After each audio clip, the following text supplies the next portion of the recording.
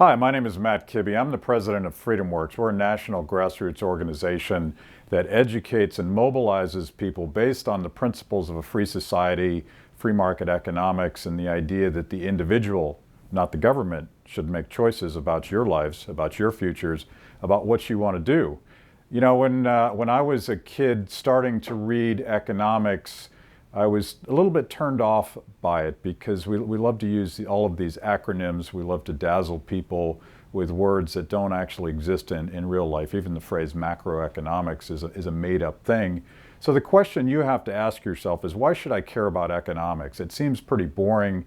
It seems like something that you would do only if you were a green eye-shaded guy working in the bowels of some federal agency that no one's ever heard of. I don't think that's an accurate understanding of what economics is. Economics is understanding how you and I coordinate and solve problems, how it is we come together to do things that we couldn't have done by ourselves. My favorite economist, Frederick Hayek, talks about the spontaneous order, but what he's really talking about is the miracle of millions and millions of people, all with their own preferences, with their personal knowledge of what's going on in their families, in their communities, in the area that they live, in their cities and their states. And the miracle is that somehow all of us with that personal knowledge and that individual know-how come together and create something, create all of this value, all of these products and services and institutions that none of us could have done by ourselves. What's most interesting about that is no one told us to do it. No one dictated from the top down, you will implement this plan, and if you don't, we will punish you. That, of course, is the alternative to markets, the alternative to economics. It's government. It's the use of force to make you do something that you don't want to do. So I happen to think that economics is probably the coolest subject that you will tackle in high school and college, because it tells us how we do things that we didn't think we could do, how we accomplish things that no one thinks we can accomplish. My other favorite economist, Ludwig von Mises, talks about entrepreneurship, a big fancy word that basically respects the idea that you and I could do something that no one's ever done before. You and I could actually create the next iPhone or the next really amazing invention that might save lives.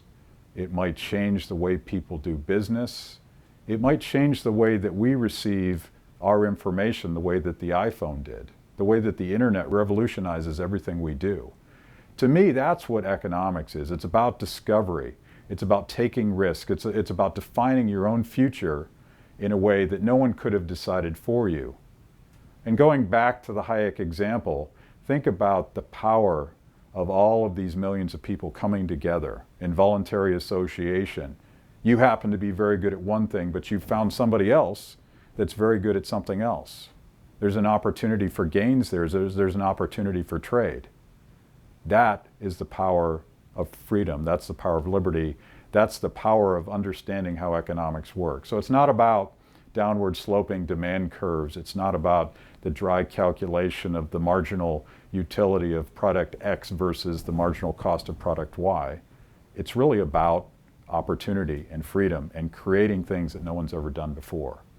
At least that's a proper understanding of economics. Government economists, those who believe that they can plan out that process better than you and I could have done voluntarily, they have a very different view on that. They think that all human action devolves down into a simple equation.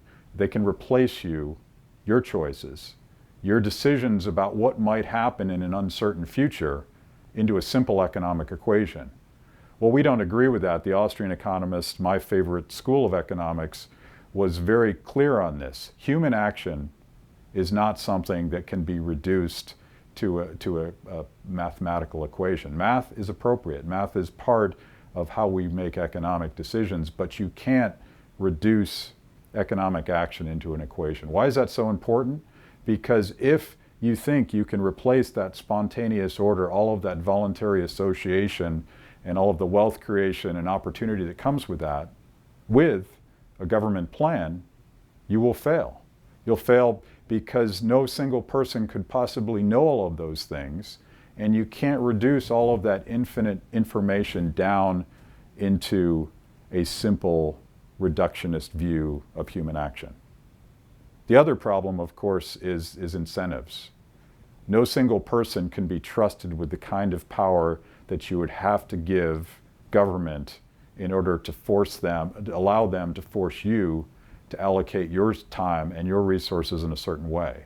We know about the dismal failures of all the isms, communism, socialism, fascism, all the attempts to redesign your economic behavior from the top down.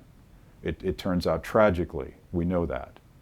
So we need to understand economics. It's not just about potential, it's about people's attempts, particularly in government, to redefine what economics is to their advantage, to manipulate the understanding of people everywhere. I think that's important as well. So don't get turned off by all the equations. Economics is cool. Human action is cool. The idea that you would be free to define your own future, as uncertain as it may be, and to do something that no one's ever done before, that's exceptional. That's what I believe makes America and the American economic system and the free market system so powerful. So check out economics. It's what changed my life when I was a kid. I started reading this stuff and I realized that I could do anything with my life. It didn't matter who my parents were. It didn't matter where I came from. It didn't matter if I was wealthy or poor. I could define my own future.